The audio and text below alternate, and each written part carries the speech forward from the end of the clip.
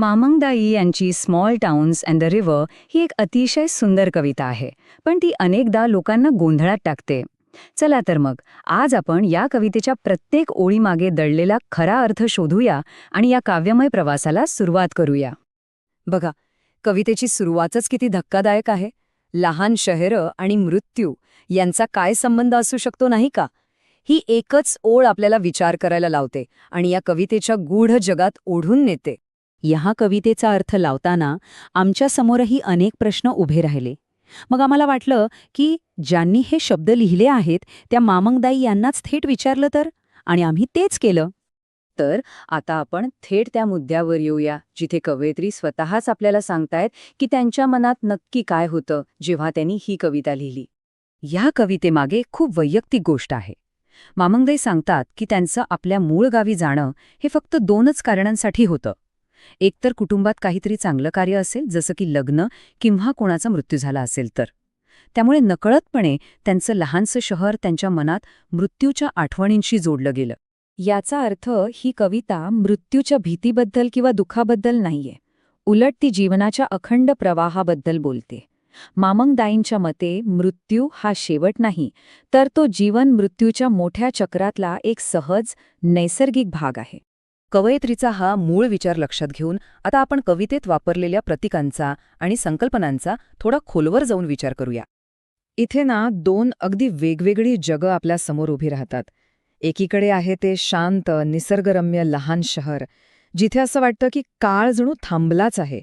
आणि दुसरीकडे आहे ते धावपळीचं, गजबजलेलं मोठं शहर, जिथे सतत काहीतरी बदलत असतं, सतत विकास होत असतो.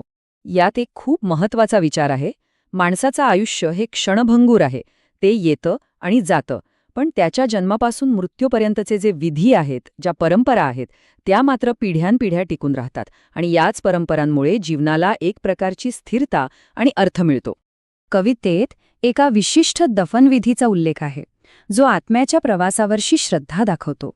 म्हणजे मृतदेह पश्चिमेकडे ठेवला जातो, जेणेकरून त्याचा आत्मा पूर्वेकडे म्हणजे उगवत्या सूर्याच्या दिशेने आपला पुढचा दिव्य प्रवास सुरू करू शकेल.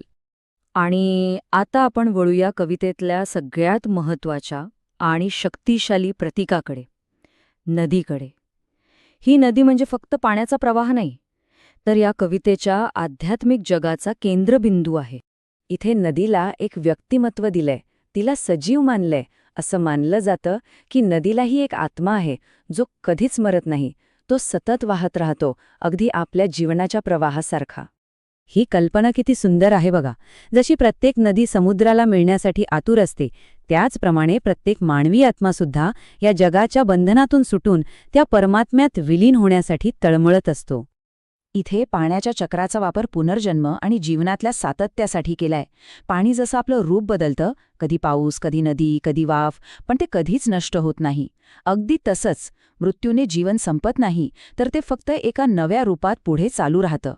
चला, आत्तापर्यंत आपण जे काही पाहिलं ती सगळी प्रतीकं आणि कल्पना एकत्र जोडूया आणि कवितेच्या सुरुवातीच्या त्या ओळीचं कोडं सोडवूया.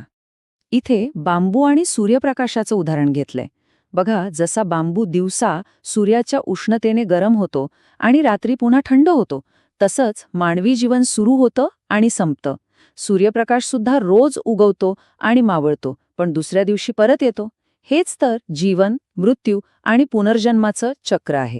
तर आपण पुन्हा त्याच प्रश्नावर आलो जिथून आपण सुरुवात केली होती. पण आता आपल्याकडे उत्तर आहे.